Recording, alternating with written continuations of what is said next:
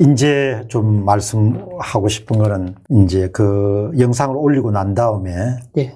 그 다음에 사람들이 좀 열광하게 된 거, 좀 논쟁적이게 된 거, 네. 그런 부분은 주로 어디에 있었다고 봅니까? K값 외에 또 어떤 게 있었습니까?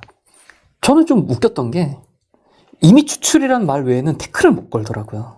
아, 그거를. 그러니까 제가 그래서 그걸 갖고도 하나 깠어요. 그러니까 제가 전 진짜 소신 있게 솔직하게 말한 거였어요.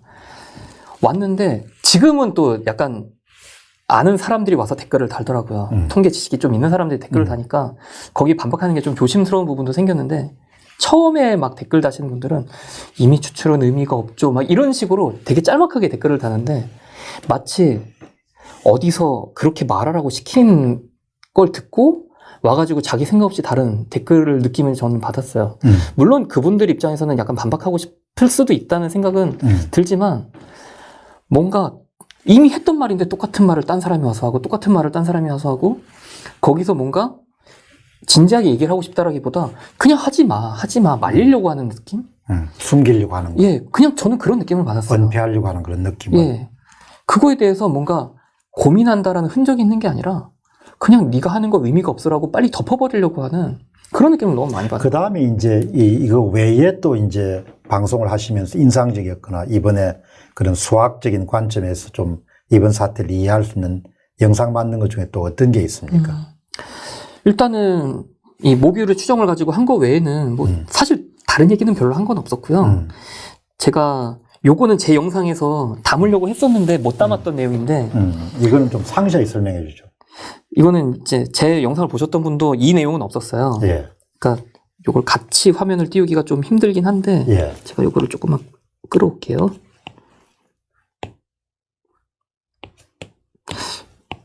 아, 이게 화면을 못 옮기는구나. 그럼 제가 이렇게만 왔다 갔다 하면서. 자, 이게 제가 올해 이낙연님, 종로구의 이낙연님의 숫자를 가지고 만든 요 위에 게 전체 비율, 그리고 요 중간 게 표본 비율. 자, 이걸 가지고 보통 분산이라고 하는 거는 숫자가 클수록, 죄송합니다. 분산이라고 하는 건 그 표본 값이 클수록 여기 지금 밑에 있는 이 46,000이 표본이거든요. 예. 표본의 값은 분모에 있기 때문에 표본이 커질수록 분산이 내려가게 돼요. 그러면 아까 그 K 값의 범위가 이렇게 좁아지게 되거든요. 그러니까 표본 크기가 커지게 되면 점점 이렇게 가운데로. 평균 값을 중심으로 집중되는 경향이 있구나. 예, 모이게 되죠. 그래서 저는 이제 역발상을 좀 해봤어요. 이 표본이, 그러니까 사전투표 숫자를 46,000이 아니라 10분의 1로 줄였을 때 K 값이 어떻게 변화하는지도 자, 이게 이해가 잘 안 가시는 분들이 분명히 있을 것 같아서 표본을 줄여서 뽑게 되면 분산이 역으로 커지게 되면서 커지겠네. 구간이 예상 범위가 넓어지게 되기 때문에 너무 좁게 보니까 K 값이 커진 거라면 넓게 보면 K 값이 줄어드는 현상이 일어나게 되거든요. 그래서 표본을 10분의 1로 줄여서 계산을 해봤는데 제가 그 부분은 필기하다가 좀 지웠나 봐요. 10분의 1도 해봤고 100분의 1도 해봤거든요. 10분의 1을 하니까 K 값이 대략 한 13인가 11인가 이 정도가 나왔어요. 그러니까 표본을 줄이면 그러니까 사전투표를 46,000이 아니라 4,600 정도로 줄이니까 필요한 K 값이 35에서 11, 13 정도로 줄었어요. 그리고 100분의 1로 줄이면은 분산이 10분의 1로 줄거든요. 아, 죄송합니다. 분산은 100분의 1이고 표준 편차가 10분의 1로 줄어요. 표본을 100분의 1로 줄이면 표준 편차가 10분의 1로 줄어요. 그러니까 구간이 좀 많이 넓어졌거든요. 그래서 46,000표를 466표만 사전투표했다라고 말을 바꾸니까 K 값이 3.5 정도로 줄었어요. 약간 정상에 접근하고. 예. 4년 전 비교와는 겨우 비교할 만한 수준까지 바뀐 거죠. 그래서 저는 원래 제 영상 뒷부분에 이런 얘기까지 담고 싶었어요. 만약에 얘네들이 조작을 한 400표 정도만 했으면 티가 안 났겠네. 그 정도는 니들이 샘플링 해봤으면 알지 않았을까? 이제 저는 좀 이런 식의, 물론 이걸 좀 어떻게 순화해서 말을 하고 싶긴 했는데, 그런 고민을 좀 하다가 이제 편집이 후달려서 영상이 못 나왔고요. 그러니까 표본이 그만큼 저 46,000이라는 표본이 어마어마하게 큰 거죠. 예, 그걸 좀 느끼게 할 만한 자료로 제가 이렇게 썼던 내용이에요. 그런데 사실 뭐 그 표본이 뭐 예를 들면 몇백만 정도 된다는 것은 엄청나게 큰 거잖아요. 엄청나게. 몇만 정도 큰다는 예. 것은. 근데 이제 사람들이 이해를 잘 못하는 거는 그렇게 표본 집단의 사이즈가 그 정도 크기가 크면은 항상 그 모집단하고 많은 종류의 통계적 특성을 함께 나누어 가진다. 그런 부분에 대한 이해가 참 없는 것 같아요. 몇만 정도가 되면은 뭐 모집단과 표본 집단이 자집단이니까 그 유전자가 같은 거 아니에요. 그쵸. 뽑았는데 왜 다른 게 나오냐. 그죠? 유전자가 같은데 올해 같은 경우는 가장 기본적인 것 자체가 항상 그 더불어민주당 같은 경우는 전국의 모든 지역에서 사전 득표율이 당일 득표율보다 현저하게 컸잖아요. 그쵸. 그죠? 저희 영상에 어떤 어떤 댓글 다신 분 중에 이런 댓글이 있었어요. 그 5급수 물이 담겨져 있는 연못에 가서 물을 푼 거예요. 물을 이렇게 대야로 푼 거야. 근데 1급수가 나온 거지. 아, 그렇게 비유를 예, 했구나. 비유를 그렇게 하시더라고요. 저는 되게 공감이 많이 됐어요. 아주 멋있네요.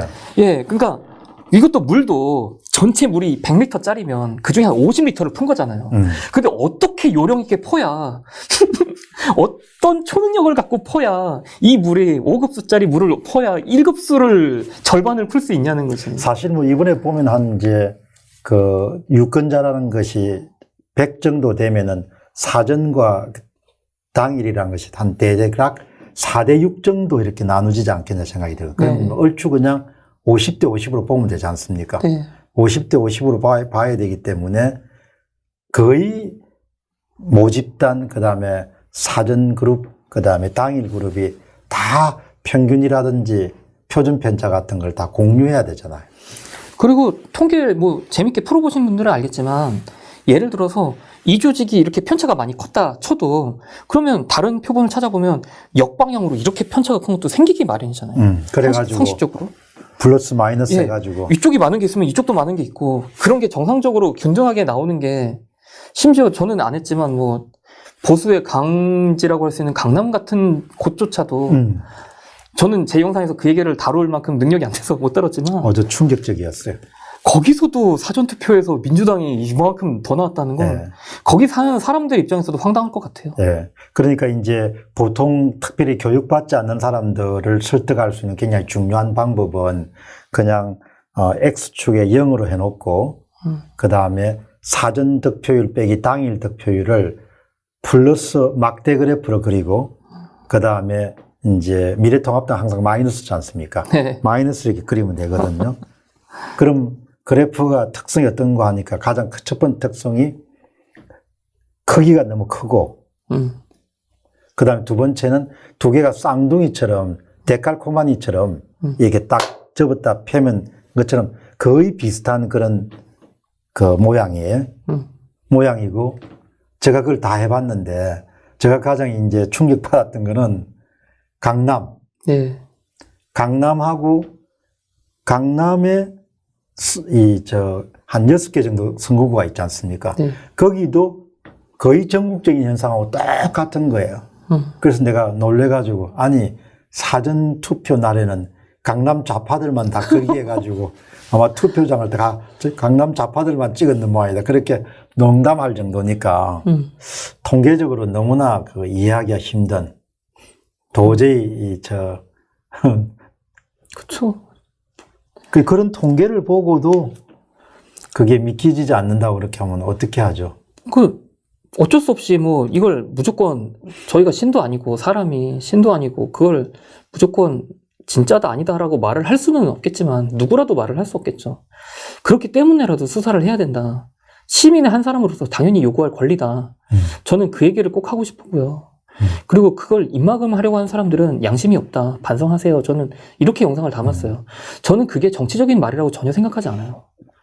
그런데 이제 어떻든 간에 뭐 몇만 정도가 되면 아까 우리가 이야기한 것처럼 표본 집단의 크기인 n이 커지기 때문에 거의 그냥 평균값 중심으로 이렇게 되게 모이잖아요. 네네. 그 제가 그래프를 한번 그려보니까 누가 저한테 정규 분포도를 보냈더라고요. 네. 하나는 이제 당일 선거에 미래통합당하고 더불어민주당은 거의 오버랩 돼요.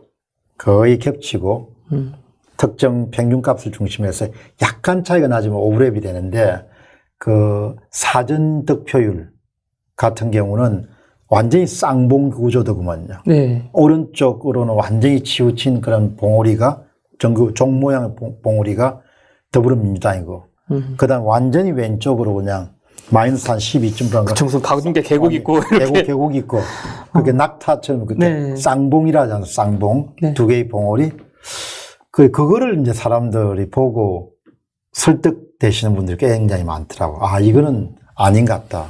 그러니까 그러면 이제 거기서 우리가 볼 수 있는 게 사전 투표하고 당일 투표가 모집단의 특성을 다 공유한 거니까 그렇죠. 반드시 같아야 되잖아요. 아, 뭐 어쩌다가 한 동네가 그렇다면 아, 뭐 저 동네가 미쳤는갑지 뭐 이렇게 생각할 수도 있겠지만 전국이 다 미친 건 아닐 것 같고. 그런데 한 정치 분야를 잘 아시는 분은 그런 말씀 하시더라고요. 되게 이제 그 민주당 지지자들이 조금 결속력이 강하대요. 그래서 사전 득표율이 한 5%, 최대한 한 5% 높을 수가 있대요. 당일 득표율보다. 예. 그건 일종의 가설인데, 그렇지만 뭐 12.5% 이렇게 높을 수는 없는 거죠. 그렇죠. 예. 그게 일단 꼭 말씀드리고 싶은 게 제가 선생으로서 진짜 어떤 이념을 따지고 싶은 게 아니라 선생으로서 5%, 6% 제가 만약 진짜 그 정도였어도 계산 안 해봤을 거예요.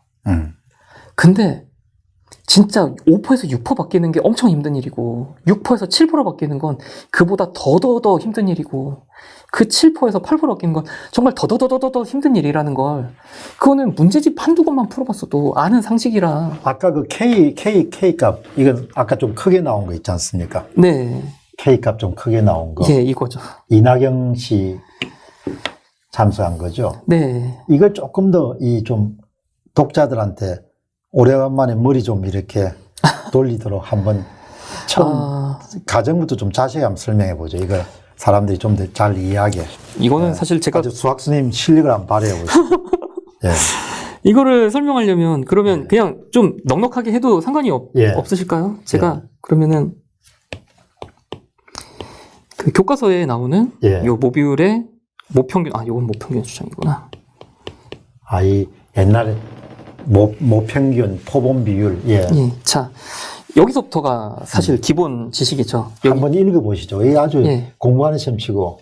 여기 보면 이제 모비율이라는 표현은 모집단 이런 표현이 교과서에 나오거든요. 모집단은 전체 집단을 아우르는 뭐 통계학 용어죠. 그래서 모집단에서의 어떤 특성한 것의 비율. 한마디로 지금으로 따지면 투표 전체의 비율이라고 할 수 있고 그걸 이제 모비율이라고 한다면 일반적인 상황에서는 이 모비율이라는 게 우리가 다 조사하기는 힘든 경우가 대부분이다.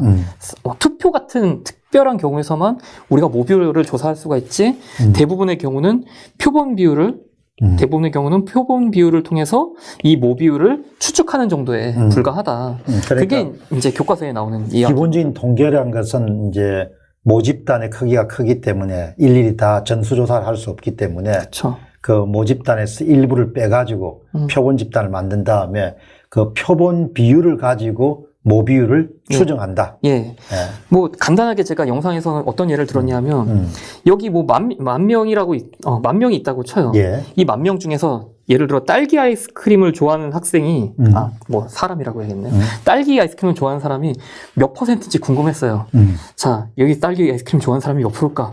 했는데 이 10,000명을 다 물어보기가 힘드니까 100명만 끌어온 거죠. 100명한테 물어봤어요. 딸기 아이스크림 좋아하세요? 딸기 아이스크림 좋아하세요? 했더니 37명이 좋아했다라고 가정을 해보자는 거죠. 예. 자, 그럼 이걸 보고 확률상 0.37인데 그러면 여기 있는 사람 중에서 딸기 아이스크림 좋아하는 사람이 그래도 0.37 그러면 한 3,700명은 좋아하지 않을까라고 추정은 할 수 있겠죠. 물론 이게 완벽하게 딱 떨어질 리는 없죠. 그래서 그거를 이제 앞에 그 3,700명을 모비율이라 하고 네. 그다음 지금 이야기하는 37명을 이 표본 비율하고 예. 그럼 이제 그 표본 비율을 가지고 모비율을 추정할 때는 딱 잡아 뗄 수 없기 때문에 모비율은 되게 평균값을 중심으로 해가지고 앞뒤 구간을 잡죠. 앞뒤 예. 플러스 마이너스 표본 오차로 이렇게 확률 몇 프로로 분포된다 그렇게 이야기합니다. 예, 그걸 이용하는 데에 정규 분포 그래프를 이용한다 정도가 고등 교과서에 나오는 이야기인 거죠.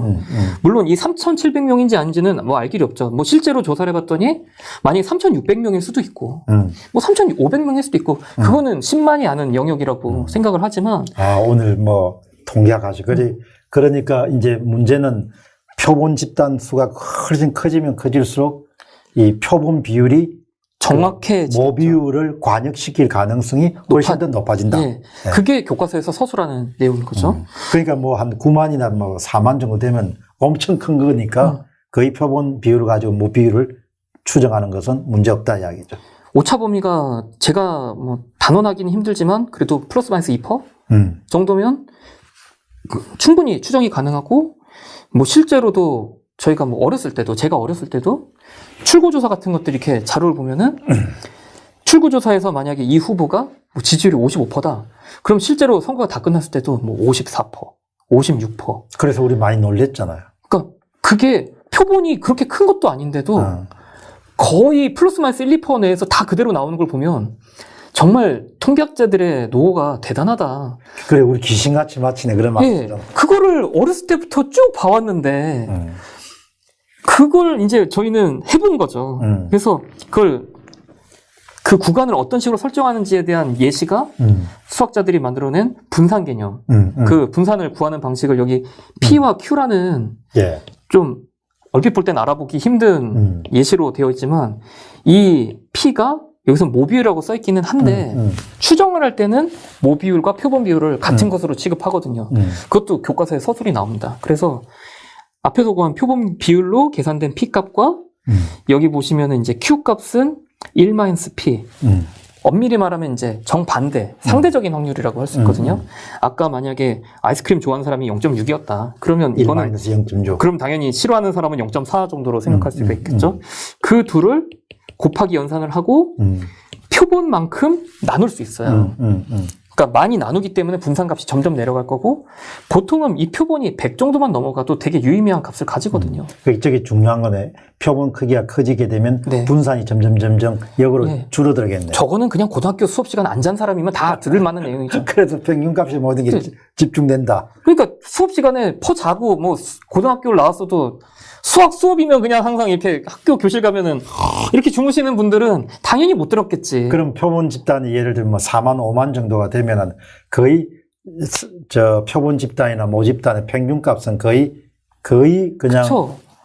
오차가 나고 싶어도 제가 볼 땐 1% 미만이라고 생각이 듭니다. 물론 그거에도 분명히 논쟁의 여지는 있어요. 이 통계학이라는 게 되게 모호하게 가르쳐준 부분이 많다 보니까 그건 이제 전문적인 영역에서 당연히 다뤄야 될 부분이고 그래서 이렇게 만든 분산을 가지고 교과서에서 시키는 방식으로 추정을 한 거죠. 신뢰 구간. 이 신뢰 구간이라는 내용을 보시면 가운데 P라는 녀석은 모르는 값으로 생각을 한 거예요. 예. 아까 마치 100명만 보고 37명이 딸기 아이스크림 좋아하네? 근데 진짜 비율은 저기 있을 텐데 저게 얼마일까라고 고민을 하는데 네가 아까 구한 거기 그 0.37 있잖아. 예. 그럼 0.37이 있으면 그보다 뭐 약간 클 수도 있고 약간 작을 수도 있는데 그 값을 우리는 표준 편차를 이용해서 구간을 우리가 잡도록 도와줄게. 자, 통계학자들이 만들었어. 짜잔! 해서 만든 게 저식인 거죠. 예. 그래서 여기 이제 표준 편차라는 녀석을 아까 네가 구한 거 분산 제곱근 씌운 표준 편차가 있잖아. 여기다 넣고 거기다 1.96을 곱해서 그 앞뒤로 똑같은 값을 더하고 빼봐. 그럼 그 사이에 진짜가 있을 거야. 라고 우리는 예상할 수 있어. 아마도. 그걸 통계학자들이 보증할게. 라고 가르쳐 준 거죠. 안타깝게도 이게 왜 되는지에 대한 서술이 빈약한 건 맞아요. 그리고 저는 뭐 고등학생들을 가르치는 선생이기 때문에 저도 자세한 건 모릅니다. 근데 그걸 저한테 따지시면 안 되죠. 저건 통계학자들이 준 거라는 거죠. 그 다음 신뢰도 99% 정도 되면 조금 더. 2.58 정도. 예. 조금 더 좁겠네. 네. 그죠? 그 2.58 구간으로 곱해서 만들었을 때 그래도 99%에 안 들어가 그럼 99% 확률로는 요 사이에는 들어갈 거야. 우리가 보증할게. 이렇게 통계학자들이 말을 해준 거죠. 그래서 보증한다고 하니까 해본 거지 뭐. 그래서 했는데. 그래서 해봤는데 안 들어가는데 야, 이거 안 들어가, 얘들아. 어떻게 된 거야? 예. 통계학자님들 어떻게 된 거예요? 라고 얘기를 하고, 잠깐, 이거, 아까 K값이 1.969로 써도 안 되고, 2.58로 써도 안 되고, 그러면 대체 저 K를 좀 바꿔서 이게 진짜 들어가게, 이 모비율이 진짜 들어가게, 역으로 방정식을 세워서 K값을 계산해보니까, 통계학자들 여기 35.9 넣어야 되던데? 35.9 곱하기 시그마 정도를 해줘야, 이게 들어가던데? 어떻게 된 거야, 통계학자들? 저는 이제 이런 얘기를. 그런데 K가 통상 뭐 이상 정도가 되면 안 되는 거죠? 대략 3 정도죠. 3. 대략 3 정도, 2.58이니까 3. 예. 3을 넘으면 안 되는데 3을 10배 이상 넘었으니까 네. 저거는 아주 황당한. 황당한 값이 된 거네. 그리고 저는 이렇게 생각을 했어요. 저는 이게 학원에서 학생들한테 제가 생각할 때는 되게 상식적인 건데도 못 알아듣는 친구들이 사실 되게 많거든요. 그러면 자꾸 더 쉬운 걸 고안하고 그렇게 돼요. 그래서 이 3과 35.9가 통계학자들이 볼 때는 정말 엄청나게 큰 차이라는 생각을 하시겠지만 일반인들은 뭐 고작 10배인데 뭐 조금 우연히 더 일어날 수 있지 않을까. 이런 의구심을 갖는 분들을 생각해 보니까 그래프를 보여줘야겠다 생각이 딱 들었어요. 그래서 저는 이제 평범하게 아이패드에서 예. 설치해서 깔 수 있는 앱만 가지고 요게 이제 아주 평범한 그거다, 그죠? 예, 표준 정규 분포표. 법은 정규분포인데. 누구라도 앱을 깔아서 교과서에 나온 식만 대입하면 이 그림을 얻을 수가 있거든요. 근데 여기서 우리는 여기 있는 35, 뭐 어딘가 이렇게 향해서 가야 되는데, 그러니까 이게 마이너스 35 정도까지 가야 되는 현재 상황인데 이 앱에서는 자세한 걸 보여주지 못하거든요. 제가 실제로 혼자서 테스트를 해봤을 때 마이너스 7에서 최대한 확대를 하니까 이 앱에서는 10조분의 1 정도까지 보여줘요. 근데 10조분의 1까지 확대를 해도 높이가 이제 안 보여요. 거기서 한 10분의 1도 안 돼요. 그러니까 좀 더 엄밀히 말하면 100조분의 1보다 약간 밑 정도라고 예상이 됩니다. 그러면 그 바로 앞에 마이너스 6 정도까지 갔을 때는 대략 15분의 1 정도 높이가 나와요. 그러면 상식적으로 저게 한 칸 갈 때 10,000분의 1로 줄었다는 얘기거든요. 근데 저 앞에 가면은 1에서 3까지 가는데 100분의 1밖에 안 돼요. 그러니까 저기서는 100분의 1 내려갔던 게 점점 갈수록 이게 볼 때는 그래프가 일직선으로 보이지만 실제로는 그래프가 줄어드는 비율은 훨씬 더 점점 가파른 거죠. 그거는 누구라도 해보면 알 수 있는 거라는 거죠. 저기 한 칸 갈 때 지금은 10,000분의 1이라면 더 뒤에 가면 한 칸 갈 때 100,000분의 1, 더 한 칸 가면 100,000분의 1. 그래가지고 이런 걸 이제 보여주니까 사람들 반응이 어땠어요? 거기서도 태클을 다시는 분들은 진짜 제가 볼 땐 거의 신앙인 수준이고. 그냥 의미 없어라는 말 외에는 아무 말도 못 하는 거예요. 이걸 의미 없다고 하는 그대들의 의미가 없는 거야 라고 저는 말해주고 싶은데 까는 것처럼 보일지 모르겠지만 그분들이 저를 까는 거 생각하면 저는 당당하게 그 정도는 할 수 있다 생각합니다. 제가 욕을 한 것도 아니고요. 그냥 이걸 갖고 의심을 하는 사람이 정상일까요? 의심을 안 한 사람이 정상일까요? 저는 일단 그 얘기를 하고 싶은 거예요. 이게 누구나 해보면 알 수 있는 건데, 고등학교만 나온 사람이면 알 수 있는 건데, 이걸 가지고 무슨 파를 나누는 것처럼 이걸 어떻게 속일 생각을 하는지. 물론 뭐 기적적으로 무슨 통계학의 새로운 학문이 나와서 이걸 뒤집을 수 있을 만한 이론을 만들었다. 그럼 제가 박수치고 만세하고 내리겠어요. 그럼 그걸 갖고 오시던지, 신뢰할 만한 통계학 근거를 갖고 오시던지. 저는 적어도 고등학교 수학에서는 말도 안 되는 숫자다.